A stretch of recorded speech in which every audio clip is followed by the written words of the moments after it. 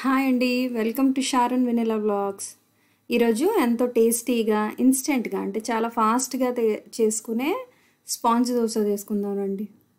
దానికోసం ఏం చేయాలంటే ముందుగా మనం నేను ఇప్పుడు చూపించాను కదా కప్తో ఒక కప్ అటుకులు కడిగినవి, ఒక కప్పు గోధుమ నూక అండ్ హాఫ్ కప్ కర్డ్, ఒక టీ స్పూన్ సాల్ట్ యాడ్ చేసుకోవాలండి.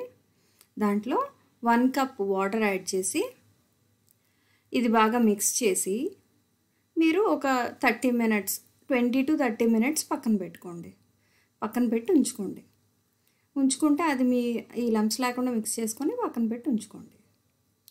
ఇప్పుడు ఆ పక్కన ఉంచుకున్న ఆ మిక్సర్ని అంతా ఒక మిక్సర్ జార్లోకి తీసుకొని, ఇలా టైట్గా ఉంటుందండి, అది ఒక మిక్సర్ జార్లోకి తీసుకొని మనకి దోశ బ్యాటర్ ఈ కన్సిస్టెన్సీలో వచ్చేలాగా కొంచెం వాటర్ యాడ్ చేసి మెత్తగా చక్కగా గ్రైండ్ చేసి పెట్టుకోండి.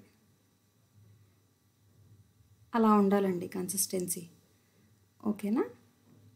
దాంట్లో ఇప్పుడు కొంచెం బేకింగ్ సోడా వేసుకోండి, ఒక హాఫ్ టీ స్పూను. ఒకవేళ అది లేదు అనుకుంటే ఈనో అయినా వేసుకోవచ్చు. ఈనో ప్యాకెట్ ఒకటి వేసి అది కొంచెం వాటర్ వేసి ఒక 2 టీ స్పూన్స్ వాటర్ వేసి డైల్యూట్ చేసి ఈ బ్యాటర్లో మిక్స్ చేసేసేయండి. అలా మిక్స్ చేసుకుందాన్ని ఒక ప్యాన్ తీసుకొని కొంచెం ఆయిల్ వేసి ఆనియన్తో గ్రీస్ చేసుకోండి ప్యాన్ని. ఈ గ్రీస్ చేసుకున్న ప్యాన్ పైన ఈ బ్యాటర్ మీరు తీసుకున్న దాన్ని బట్టి ఒక 2 స్పూన్స్ అలాగా వేసుకొని అలా దోశలా వేసుకోండి. ఎక్కువ స్ప్రెడ్ చేయొద్దండి, నార్మల్గా అలా సింపుల్గా స్ప్రెడ్ చేసి వదిలేయండి. ఇప్పుడు ఇది లిడ్ క్లోజ్ చేసి ఇప్పుడు ఈ దోశ పైన ఒక 2 మినిట్స్ వెయిట్ చేయండి, సిమ్లో పెట్టి ఫ్రై చేయండి. తర్వాత తీసి చూస్తే ఇలా ఉంటుందండి, చాలా టేస్టీగా చాలా బాగుంటుంది. ఇలా ఒకసారి చేసి చూడండి, అలా మనకి బబుల్స్లా ఫామ్ అవుతుందండి, చాలా బాగుంటుంది.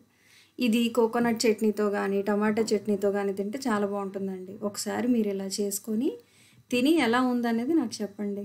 ఇన్స్టెంట్గా చాలా ఫాస్ట్గా టేస్టీగా ఇంట్లోనే తయారు చేసుకోవచ్చు.